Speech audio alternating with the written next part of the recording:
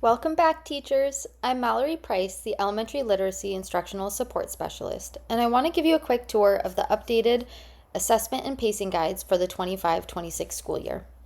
Last year was the first year using these pacing guides, and for the most part, they are the same with a few updates.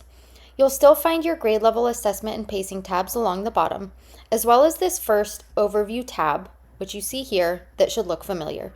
It includes information about what these are intended for, why they were created, and who they were created for, and some of the various uses for each of those groups, as well as when they are useful, which is basically all year long to support pacing and planning.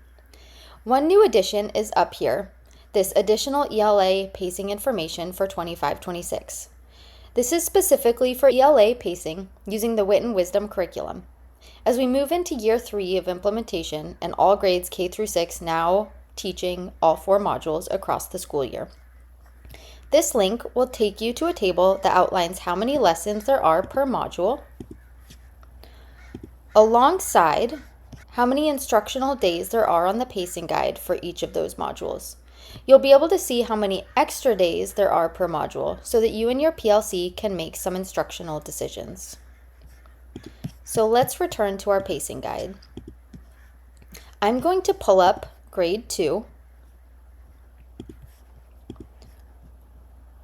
and they should mostly look the same.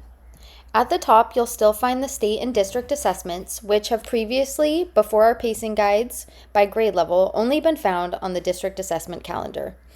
Each grade level pacing guide tab only includes the state and district assessments that pertain to your grade level. For K2 teachers, you'll find the new M-Class reading screener windows have been added.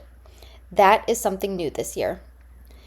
You will still find all of the curriculum embedded assessments for your Tier 1 core curriculum, including IM unit tests, Wit and Wisdom focusing question tasks, Wit and Wisdom end of module tasks, and Foundations unit tests for grades K3. Additionally, if you are in our DLI school, you will find your DLI curriculum specific assessments here. One update here is that the Wit and Wisdom assessments are now linked. Below the assessments, you'll find curriculum pacing for all of your curriculum, including illustrative math, foundations for K3 teachers, geodes for K2 teachers, but coming soon for grade 3, and Wit and Wisdom for grades K through 6. Again, if you're teaching in our DLI school, you will see the curriculum for your program along this part of the assessment and pacing guide. Not much has changed in the pacing of these core curriculum. K2 was adjusted slightly to include Module 4 this year. We hope that you find this pacing helpful as you plan for the new school year.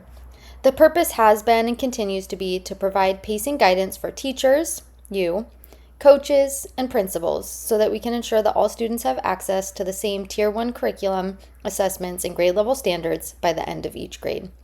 Have a great start to your school year, and I look forward to seeing you all soon. Bye!